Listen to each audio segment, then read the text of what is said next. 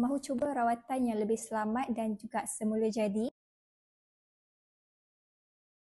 Rawatan homeopati untuk masalah tidur ataupun insomnia secara selamat.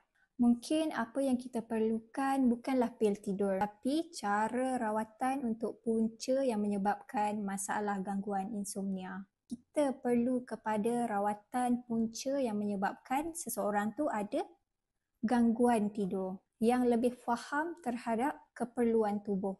Di homeopati, kami akan analyse pattern tidur, emosi dan juga gaya hidup ataupun lifestyle anda. Setiap pesakit diberi remedi homeopati yang khas based on their symptom, iaitu rawatan kita personalised dan juga secara holistik.